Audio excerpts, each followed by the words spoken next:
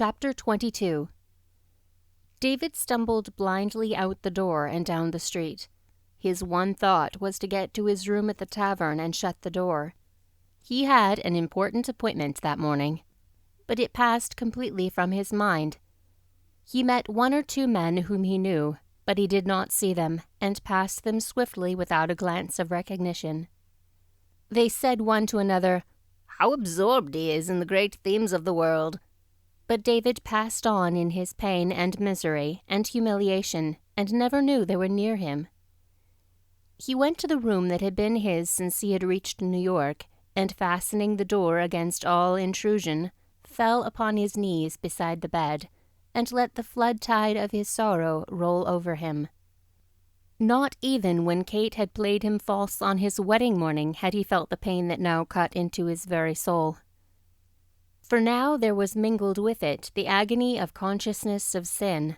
He had sinned against heaven, against honor and love, and all that was pure and good. He was just like any bad man. He had yielded to sudden temptation and taken another man's wife in his arms and kissed her. That the woman had been his by first right, and that he loved her, that she had invited the kiss, indeed pleaded for it, his sensitive conscience told him in no wise lessened the offense. He had also caused her, whom he loved, to sin. He was a man and knew the world. He should have shielded her against herself. And yet, as he went over and over the whole painful scene through which he had just passed, his soul cried out in agony, and he felt his weakness more and more. He had failed most miserably, acted like any coward. The humiliation of it was unspeakable. Could any sorrow be like unto his? Like a knife flashed through the gloom of his own shame would come the echo of her words as she pleaded with him to kiss her. It was a kiss of forgiveness she had wanted, and she had put her heart into her eyes and begged as for her very life. How could he have refused? Then he would parley with himself for a long time, trying to prove to himself that the kiss and the embrace were justified, and that he had done no wrong in God's sight. And ever after this round of confused arguing, he would end with the terrible conviction that he had sinned. Sometimes Marcia's sweet face and troubled eyes would appear to him as he wrestled all alone, and seemed to be longing to help him, and again would come the piercing thought that he had harmed this gentle girl also. He had tangled her into his own spoiled web of life, and been disloyal to her. She was pure and true and good. She had given up everything to help him, and he had utterly forgotten her. He had promised to love, cherish, and protect her. That was another sin. He could not love and cherish her when his whole heart was another's. Then he thought of Kate's husband, that treacherous man who had stolen his bride and now gone away and left her sorrowing, left her without money, penniless in a strange city. Why had he not been more calm and questioned her before he came away? Perhaps she was in great need. It comforted him to know that he had left all the money he had with him. There was enough to keep her from want for a while, and yet, perhaps he had been wrong to give it to her. He had no right to give it. He groaned aloud at the thought of his helplessness to help her helplessness. Was there not some way he could find out and help her without doing wrong? Over and over he went through the whole dreadful day, until his brain was weary and his heart failed him. The heavens seemed brass, and no answer came to his cry, the appeal of a broken soul. It seemed that he could not get up from his knees, could not go out into the world again and face life. And yet, though he knew his sin, he felt an intolerable longing to commit it over again. He was frightened at his own weakness, and with renewed vigor he began to pray for help. It was like the prayer of Jacob of old, the crying out of a soul that would not be denied. All day long the struggle continued, and far into the night. At last a great peace began to settle upon David's soul. Things that had been confused by his passionate longings grew clear as day. Self dropped away, and sin, conquered, slunk out of sight. Right and wrong were once more clearly defined in his mind. However wrong it might or might not be, he was here in this situation. He had married Marcia and promised to be true to her. He was doubly cut off from Kate by her own act and by his. That was his punishment, and hers. He must not seek to lessen it even for her, for it was God sent. Henceforth his path and hers must be apart. If she were to be helped in any way from whatsoever trouble was hers, it was not permitted him to be the instrument. He had shown his unfitness for it in his interview that morning, even if in the eyes of the world it could have been at all. It was his duty to cut himself off from her forever. He must not even think of her any more. He must be as true and good to Marcia as was possible. He must do no more wrong. He must grow strong and suffer. The peace that came with conviction brought sleep to his weary mind and body. When he awoke, it was almost noon. He remembered the missed appointment of the day before, and the journey to Washington which he had planned for that day. With a start of horror, he looked at his watch and found he had but a few hours in which to try and make up for the remission of yesterday before the evening coach left for Philadelphia. It was as if some guardian angel had met his first waking thoughts with business that could not be delayed, and so kept him from going over the painful events of the day before. He arose and hastened out into the world once more. Late in the afternoon he found the man he was to have met the day before, and succeeded in convincing him that he ought to help the new enterprise. He was standing on the corner, saying the last few words as the two separated, when Kate drove by in a friend's carriage, surrounded by parcels. She had been on a shopping tour, spending the money that David had given her, for silks and lace and jewelry, and now she was returning in high glee with her booty. The carriage passed quite near to David, who stood with his back to the street, and she could see his animated face as he smiled at the other man, a fine-looking man who looked as if he might be someone of note. The momentary glance did not show the haggard look of David's face, nor the lines that his vigil of the night before had traced under his eyes, and Kate was angered to see him so unconcerned and forgetful of his pain of yesterday. Her face darkened with spite, and she resolved to make him suffer yet, and to the utmost, for the sin of forgetting her. But David was in the way of duty, and he did not see her, for his guardian angel was hovering close at hand. As the fall wore on, and the winter set in Harry's letters became less frequent and less intimate, Hannah was troubled, and after consultation with her grandmother, to which Miranda listened at the latch-hole, duly reporting quotations to her adored Mrs. Spafford, Hannah decided upon an immediate trip to the metropolis. "Hannah's gone to New York to find out what's become of that nimshi Harry Temple.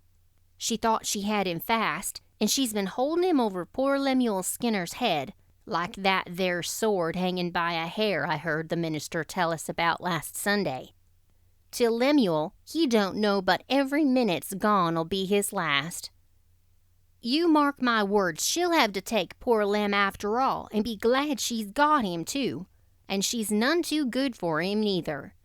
He's been faithful to her ever since she wore pantalettes, and she's been keeping him off and on and hopping and trying for somebody bigger. It would just serve her right if she'd get that fool of a Harry Temple, but she won't. He's too sharp for that, if he is a fool. You don't want to tie himself up to no woman's apron strings. He'd rather dandle about after 'em all and say pretty things, and keep his earnin's for himself." Hannah reached New York the week after David left for Washington. She wrote beforehand to Harry to let him know she was coming, and made plain that she expected his attentions exclusively while there, and he smiled blandly as he read the letter and read her intentions between the lines. He told Kate a good deal about her that evening when he went to call, told her how he had heard she was an old flame of David's, and Kate's jealousy was immediately aroused.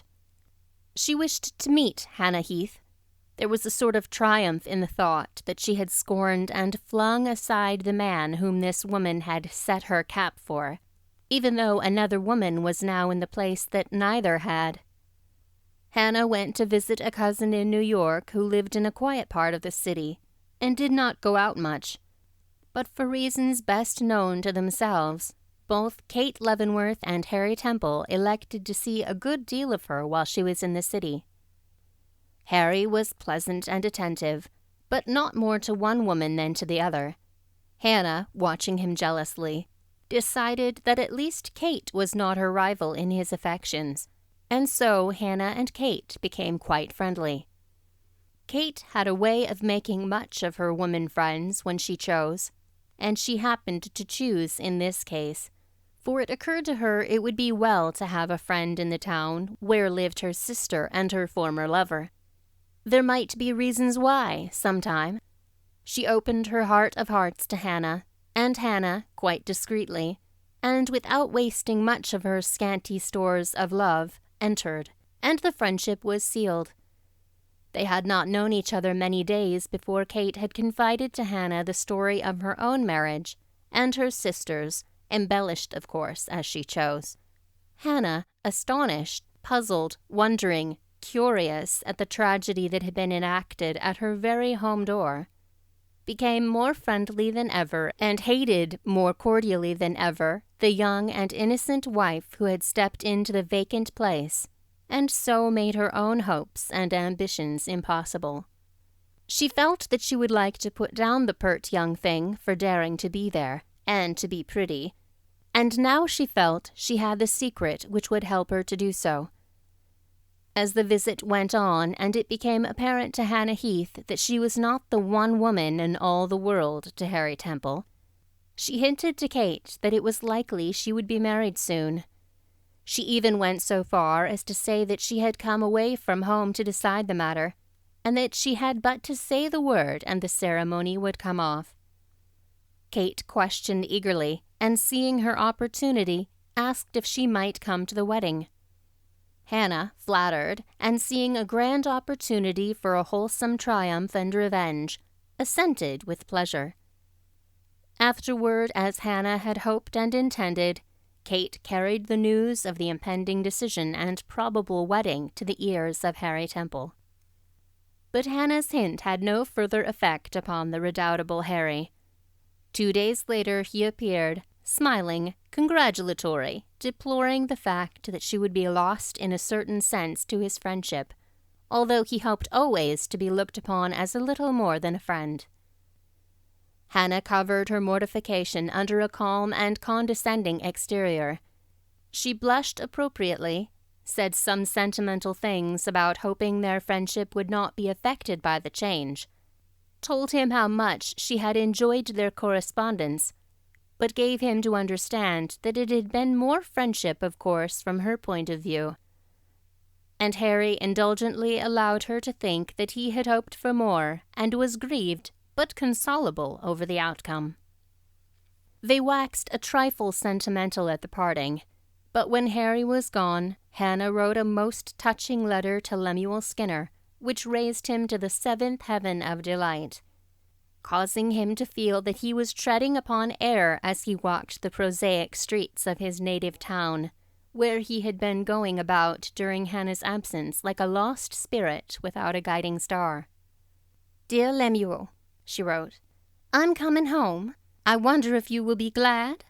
Artful Hannah, as if she did not know.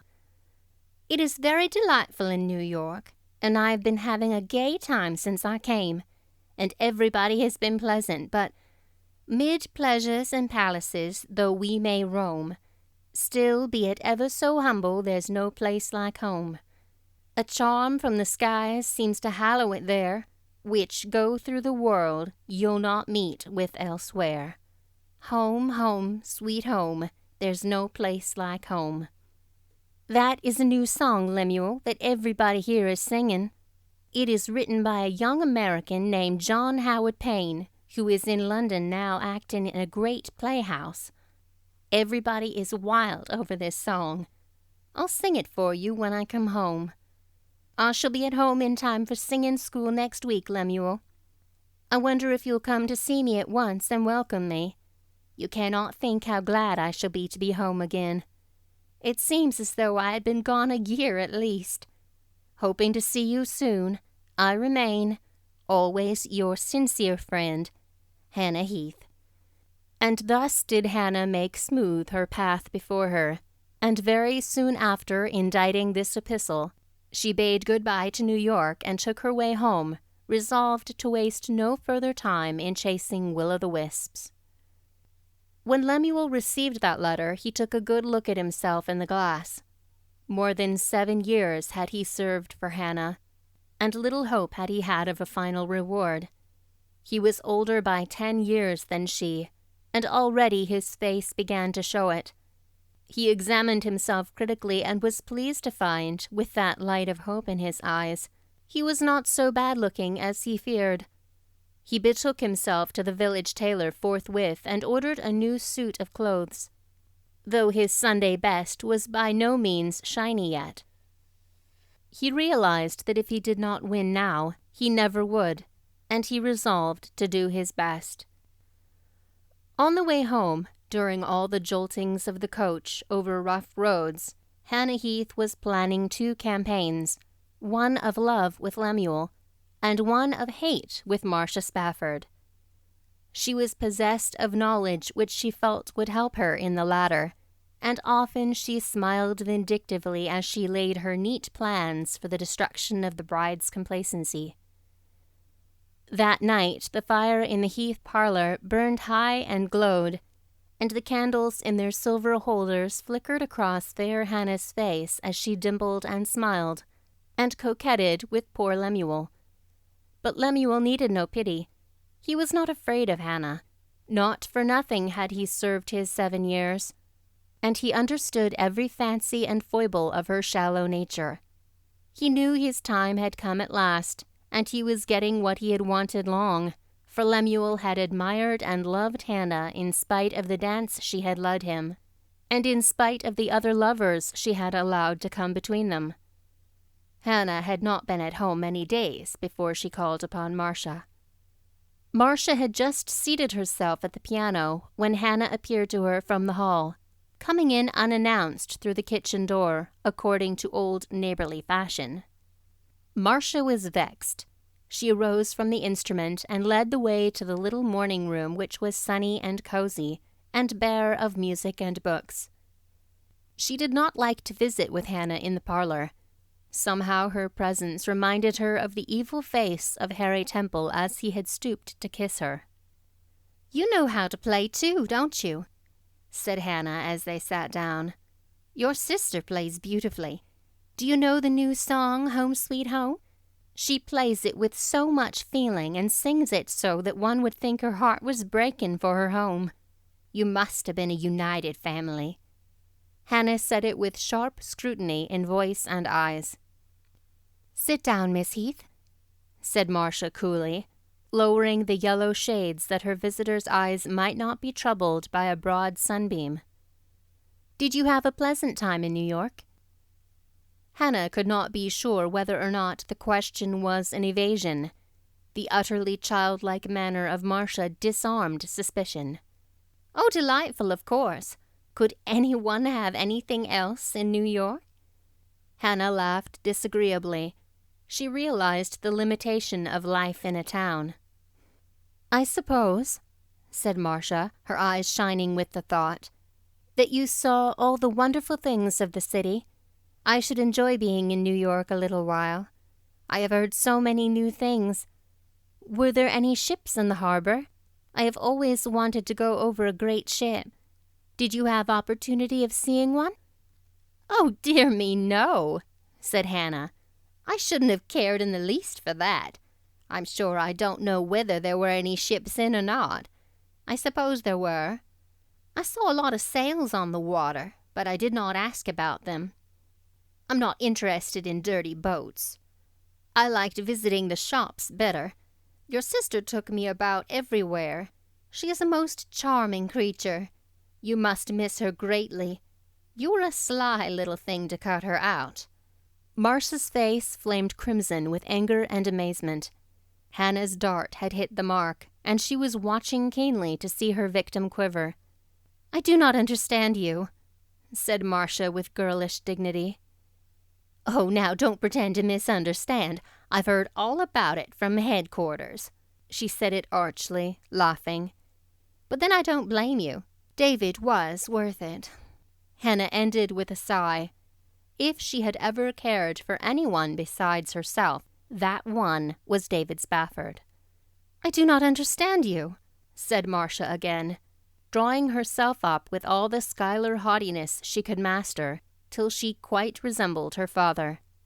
"Now, Mrs. Spafford," said the visitor, looking straight into her face and watching every expression as a cat would watch a mouse. "You don't mean to tell me your sister was not at one time very intimate with your husband?" "Mr. Spafford has been intimate in our family for a number of years," said Marcia proudly, her fighting fire up. "But as for my having cut my sister out, as you call it, you have certainly been misinformed. Excuse me, I think I will close the kitchen door. It seems to blow in here and make a draught." Marcia left the room with her head up and her fine color well under control, and when she came back her head was still up and a distant expression was in her face. Somehow Hannah felt she had not gained much after all. But Marcia, after Hannah's departure, went up to her cold room and wept bitter tears on her pillow alone. After that first visit, Hannah never found the kitchen door unlocked when she came to make a morning call, but she improved every little opportunity to torment her gentle victim. She had had a letter from Kate, and had Marcia heard? How often did Kate write her? Did Marcia know how fond Harry Temple was of Kate? And where was Kate's husband? Would he likely be ordered home soon? These little annoyances were almost unbearable sometimes, and Marcia had much ado to keep her sweetness of outward demeanor. People looked upon Lemuel with new respect. He had finally won where they had considered him a fool for years for hanging on. The added respect brought added self-respect. He took on new manliness. Grandmother Heath felt that he really was not so bad after all, and perhaps Hannah might as well have taken him at first. Altogether, the Heath family were well pleased, and preparations began at once for a wedding in the near future. And still David lingered, held here and there by a call from first one man and then another, and by important doings in Congress. He seemed to be rarely fitted for the work. Once he was called back to New York for a day or two, and Harry Temple happened to see him as he arrived. That night he wrote to Hannah a friendly letter. Harry was by no means through with Hannah yet, and casually remarked that he saw David Spafford was in New York again. He supposed now that Mrs. Leavenworth's evening would be fully occupied, and society would see little of her while he remained. The day after Hannah received that letter was Sunday. The weeks had gone by rapidly since David left his home, and now the spring was coming on. The grass was already green as summer, and the willow tree by the graveyard gate was tender and green like a spring plume. All the foliage was out and fluttering its new leaves in the sunshine as Marcia passed from the old stone church with the two aunts, and opened her little green sunshade. Her motion made David's last letter rustle in her bosom. It thrilled her with pleasure that not even the presence of Hannah Heath behind her could cloud. However prim and fault-finding the two aunts might be in the seclusion of their own home, in public no two could have appeared more adoring than Amelia and Hortense Spafford. They hovered near Marcia and delighted to show how very close and intimate was the relationship between themselves and their new and beautiful niece, of whom in their secret hearts they were prouder than they would have cared to tell. In their best black silks and their fine lace shawls, they walked beside her and talked almost eagerly, if those two stately beings could have anything to do with the qualities so frivolous as eagerness.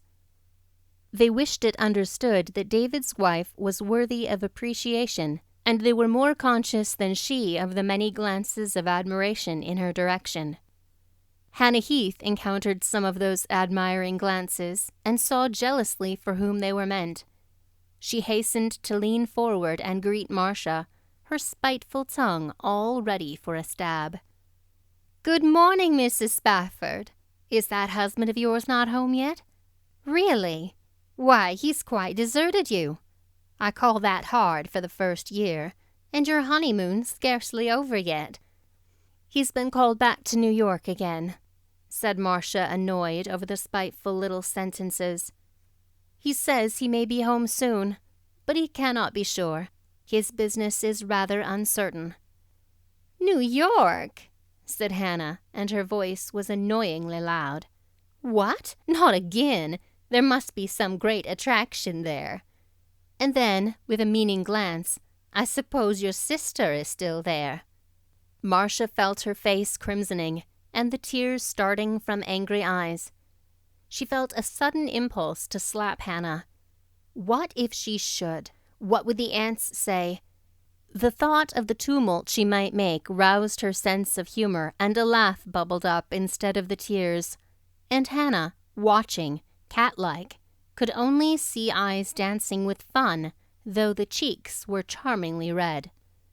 By Hannah's expression, Marcia knew she was baffled, but Marcia could not get away from the disagreeable suggestion that had been made.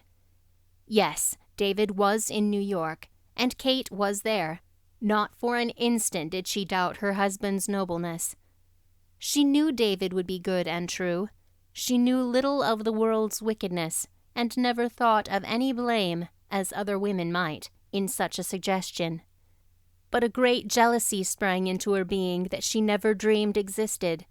Kate was there, and he would perhaps see her, and all his old love and disappointment would be brought to mind again. Had she, Marcia, been hoping he would forget it? Had she been claiming something of him in her heart for herself? She could not tell. She did not know what all this tumult of feeling meant. She longed to get away and think it over. But the solemn Sunday must be observed. She must fold away her church things, put on another frock, and come down to the oppressive Sunday dinner, hear Deacon Brown's rheumatism discussed, or listen to a long comparison of the morning's sermon with one preached 20 years ago by the minister, now long dead, upon the same text.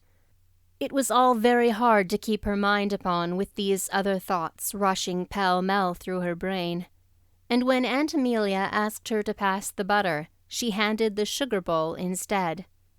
Miss Amelia looked as shocked as if she had broken the great-grandmother's china teapot. Aunt Clorinda claimed her after dinner and carried her off to her room to talk about David, so that Marcia had no chance to think even then. Miss Clorinda looked into the sweet, shadowed eyes and wondered why the girl looked so sad. She thought it was because David stayed away so long, and so she kept her with her all the rest of the day. When Marcia went to her room that night, she threw herself on her knees beside the bed and tried to pray. She felt more lonely and heartsick than she ever felt before in her life. She did not know what the great hunger in her heart meant. It was terrible to think David had loved Kate. Kate never loved him in return in the right way.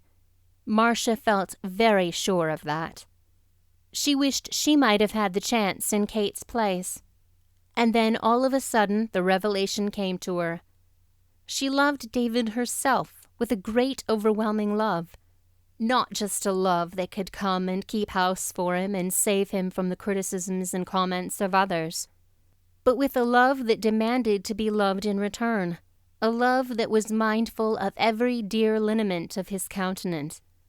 The knowledge thrilled through her with a great sweetness. She did not seem to care for anything else just now, only to know that she loved David. David could never love her, of course, not in that way, but she would love him. She would try to shut out the thought of Kate from him forever. And so, dreaming, hovering on the edge of all that was bitter and all that was sweet, She fell asleep with David's letter clasped close to her heart.